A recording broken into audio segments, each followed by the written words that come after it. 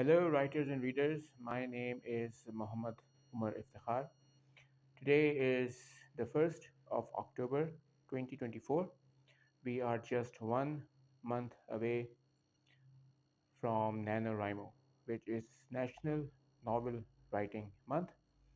It is a US based creative writing project where participants have to complete a 50,000 word novel during the month of November.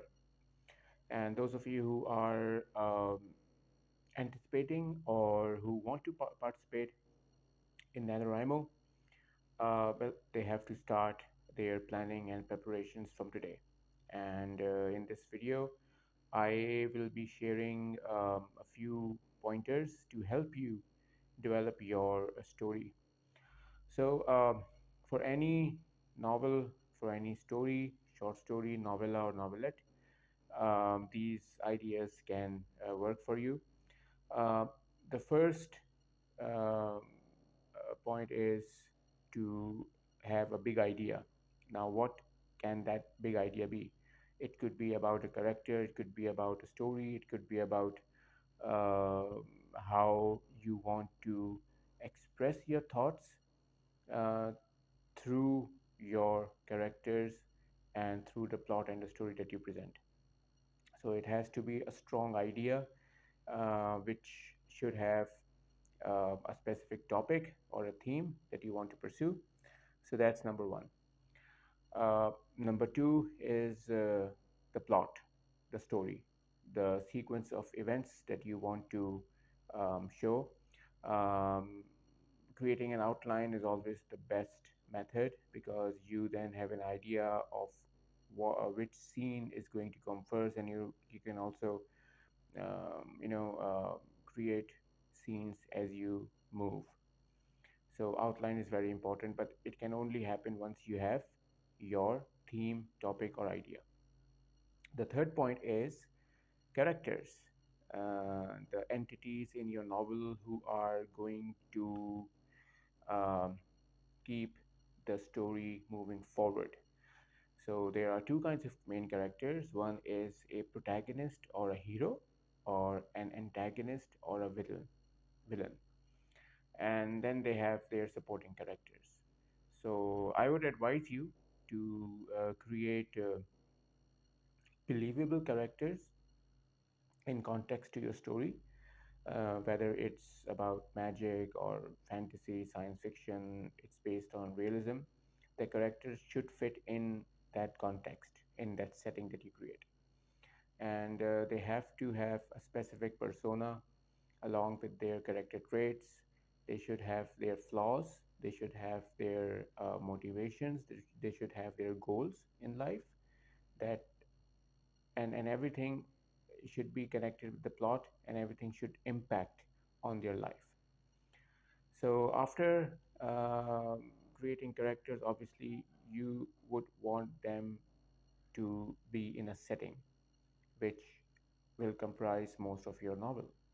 So a setting is basically a place where the story is being taken place.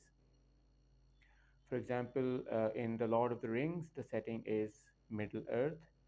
In the Chronicles of Narnia, Narnia is the place where the action is taking place. So that setting again should coincide with your theme. For instance, if you are writing a novel on magic, then the setting should have elements of magic in it. There could be a forest, there could be a castle. If your story is based on science fiction, then the setting could be somewhere in outer space, on a spaceship, on a generation ship. Maybe you have created a city on Mars. It's up to you. So we have talked about uh, the idea, we have talked about the plot, characters, and setting. Once you have all the equations in place, you are going to start writing.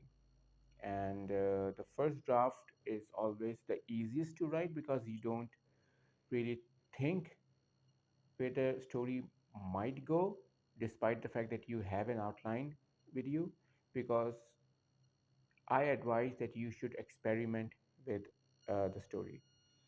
Suppose your outline has 100 points that you want to explain to create that novel. You can write 120 points. You always have the liberty to edit chunks and pieces out. I mean, if you have to edit, obviously, then why waste time on thinking and writing? So the first draft should be more of an impromptu activity where you just let your mind do the talking. So once you write, once you begin writing, there will be the beginning part, the middle, and the end. And you will have to follow the three act structure, and there should be a climax. There should be so a three act structure begins with the introduction, and then the protagonist faces the first set of challenges. Then there is a rising action. There is the climax where the protagonist comes face to face with the antagonist. That antagonist could be purely a human, a non human, maybe nature. Sometimes the antagonist is the protagonist himself or herself, because you are reflecting on the fear and the doubts of your protagonist to be the biggest enemy. So it's up to you. So once that climax reaches its epitome, there is this resolution where everyone gets whatever they want and the story ends. Uh, this this is a very brief uh, way of explaining how to write a novel. It's not that simple, because in every step that you initiate, the ones that I've just shared, it'll take you almost 1 or 2 weeks to complete each step.